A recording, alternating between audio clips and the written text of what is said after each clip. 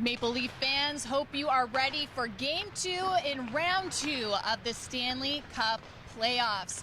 Toronto is ready to even things up with the Florida Panthers tonight at Scotiabank Arena, 7 p.m. puck drop before they hit the road for Games 3 and 4.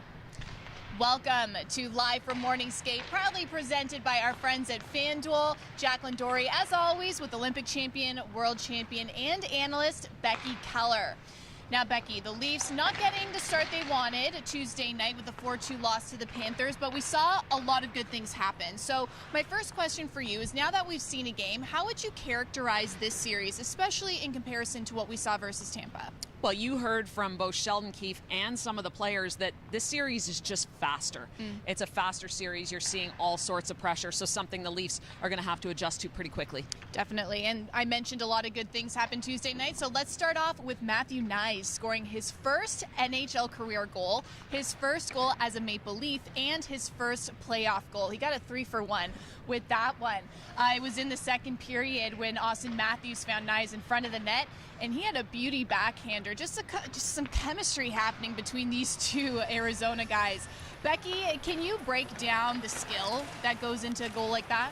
Well, we've talked a lot about Matthew Knies and the skill that he has, but also the poise and the confidence to make those plays, to use that skill as a guy who hasn't been in the NHL for very long. Austin Matthews, great pass over to Knies. You see him just try to cut back in front. Bobrovsky gets a stick on that puck.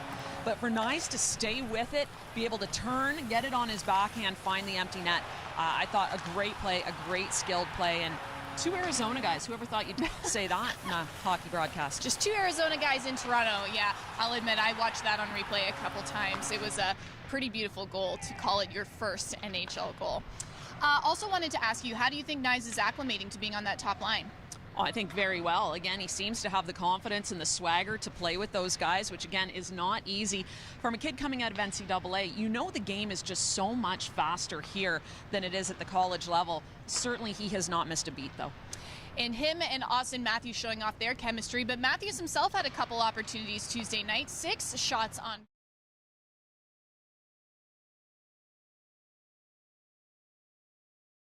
Where he came in on a partial breakaway, and you know, Austin Matthews doesn't miss this opportunity very often. Bobrovsky gets a blocker on that, but he had some good point-blank shots, and you know, Bobrovsky won round 1, but you give Austin Matthews that many good looks and he's going to find the back of the net. And for any goal scorer, they'll tell you if they're getting the opportunities, they're not going to worry because it will drop, and certainly he was getting the opportunities in game 1. It is only a matter of time.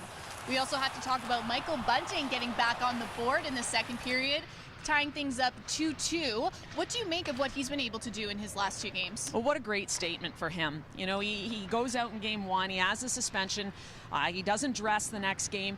He comes back and he's moving his feet. You saw in game 6, he rings one off the post, so he's close, he's quick, and then he gets a goal and draws a penalty in game 1, and I thought that was huge for him. Obviously the goal, I mean, he made a great play jumping in backdoor into time and space and getting that pass from Yarncroc, but going to the net front, being tough, battling and drawing the penalty, that's a big part of his game as well, and it's great to see him bringing that to this playoff series.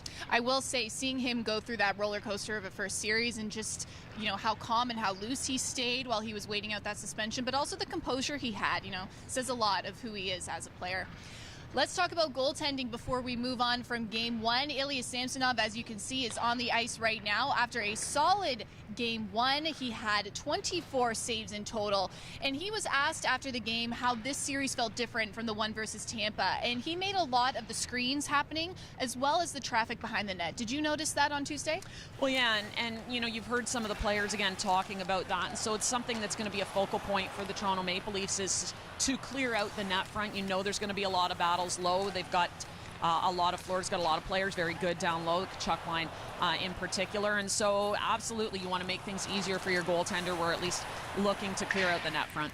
In Sergei Bobrovsky, we have to talk about him as well, because when you take a look at the shots on goal in that game, the Leafs came out on top. They had 36 compared to the Panthers' 28, but Sergei Bobrovsky coming up big with 34 saves. And as you can see, this series got a record of 4-1 and a goals against average of 3.58. So he did mention to the media after that he gives a lot of credit to his teammates for how well he was able to perform in game one. How did the Panthers make his job easier Tuesday night? Well, they made it hard to get to the front of the net, and something that you saw the Leafs do such a great job of in the Tampa series. So again, that'll be another focal point, clearing out your own net, getting to net front down in the offensive zone. But I mean, let's face it, Bobrovsky made some highlight reel saves as well, including the blocker save on Matthews early, but the pass across to Nylander nearing the end of the game when he made that toe save was pretty spectacular as well. So you really do need to make this guy's life miserable. You need to get to the net front, get some traffic there, and again, take away his eyes. We talked about this with Vasilevsky. It's going to be a focal point. No doubt all of those things are a part of the Leafs' plan as they head into game two. Let's take a look at what's happening at morning skate right now. It was an optional practice yesterday, and we've got a lot of guys on the ice today.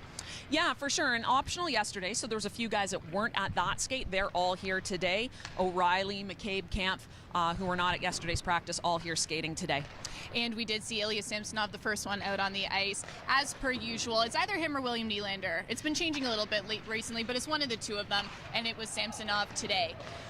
Okay, let's talk about game two tonight versus the Panthers. Now, the Leafs do not have a confirmed lineup, but, Keefe was talking yesterday about the benefits of having a versatile line, but at the same time, the benefits of having a set lineup where guys can kind of feel each other out and know what to expect.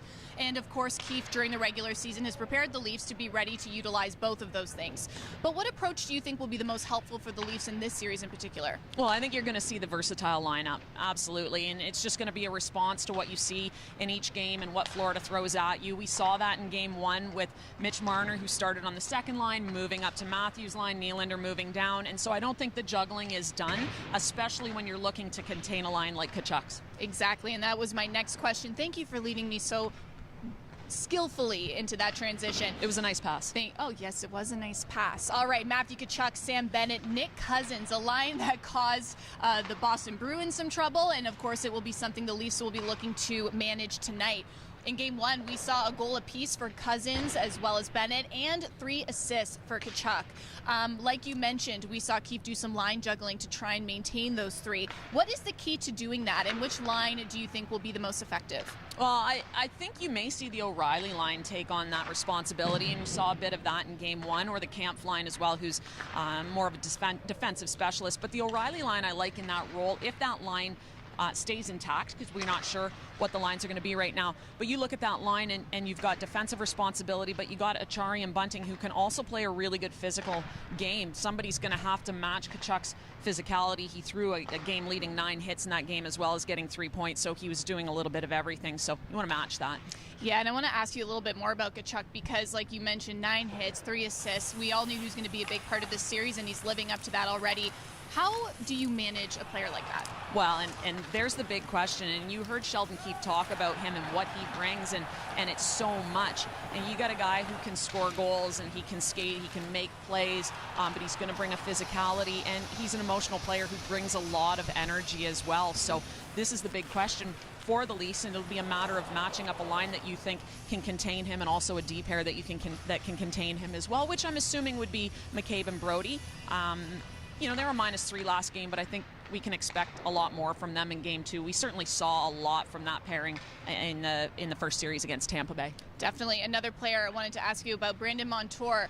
He had a goal on Tuesday night, and he had 5 shots on net, playing a big 22 minutes. What's the key to shutting down a two-way player like him? Well, I think for him and really this D-core on Florida, it's a matter of exposing their aggressiveness. So they jump in, they're so dynamic, they love to jump into the rush. Part of the forecheck as well, and you can see them pinching down the walls aggressively. So if the Leafs can transition quickly, if they can get pucks in behind them and they can expose that, that may back them off a bit, maybe the best approach to this defense core. You've mentioned speed a lot in this episode. Sheldon Keefe made a lot of the Panthers' speed after game one, calling it one of their biggest strengths and saying a lot of skill is happening at a high pace. And when you make a mistake against a team as fast as the Panthers, there's not a lot of time to fix things. So how do you adjust for something like speed? Well, I think the big thing is being in good position. So when you're in the offensive zone, F3 is high above the puck so that you're in a position to come back. When you get into your own defensive zone, you're inside the dots, pushing them outside, and then it's that quick transition. When you get the puck, you're going north-south as quickly as you can to try to match their speed. Last thing I want to talk about before we move on is the power play. It's something the Leafs have been known for, not only in the postseason, but in the regular season as well. They had 4 chances Tuesday night. What has to happen for them to kick the power play into overdrive? Well, and this is a power play that can be so good. They haven't scored, though, since Game 4 of the Tampa Bay series, but I actually really liked what we saw in Game 1. Tampa Bay series, they had trouble getting into the zone and setting up at times. They didn't have a problem with that against Florida. They got in, they got set, they had sustained pressure. I thought they got some really good looks. Pucks just weren't going in. And you're facing one of the poorer defensive teams in terms of their penalty kill throughout the regular season and certainly into playoffs. So it's an area they can expose. Florida's penalty kill has not been that good, and they've taken a lot of penalties. Of course, Paul Maurice thinks that maybe the referees are going to make some calls in favor of Toronto. Not so sure he's right there, but if he does, if they do, and the Maple Leafs get a lot of power plays, I think it's an area that they can certainly expose, and I did think they looked very good on Tuesday night. They did look good Tuesday night, and I'm sure they will look even better tonight. All things considered, what will the win come down to tonight for the Leafs? Well, it's that quick transition and getting traffic to the net. You got to eliminate the Bobrovsky factor, and I think they did that really well in the first series. I think they can do it again, but you got to get inside into those dirty areas, make it difficult for them. Let us know what you are looking forward to most about Game 2, and I think it's time for our prop picks of the game. Now that Becky has set us up to make some smart decisions, this segment is brought to you by FanDuel, and let's get into it. Starting as always with the highest scoring period. Let me just say, Game 1, my prop picks were on point, and it kind of influenced my prop picks for tonight, I'm not going to lie. I'm going with the second period again. I think the Leafs always play well in the first period, but by the second period, they're really ready to go, and they tend to find their flow in that middle 20, so I'm going with the second. And I think the statistics are in your favor, but I'm just going to go completely on feel here today, and I'm going to say the first period. I think they're going to come out strong. They're going to want to make a statement in front of the home crowd, and they're going to do it right away. You're following your gut. I can't fault you for that. Will there be overtime? I'm going to say no again. I think in Game 1, the Leafs kind of got a sense of what they're dealing with the Panthers. I think they're going to come in with a plan, and I think they're going to get the win in 60. I'm going to go with you on that one. Game done in 60. I love that. Love that. When me and Becky agree, it's always going to be a good prop picks for Jacqueline. Okay. So we are all ready for tonight's game, Game 2 versus the Florida Panthers in the second round of the Stanley Cup playoffs. Let us know where you'll be watching. If you're coming to Scotiabank Arena, we can't wait to see you. And if you're watching at home, tune in to CBC and Sportsnet. And if you're listening, it's Sportsnet, the Fan 590. Puck drop at 7 p.m. Eastern. Get excited. I'm Jacqueline Doorey. I'm Becky Kellar. Thanks for watching. Go Leafs, go.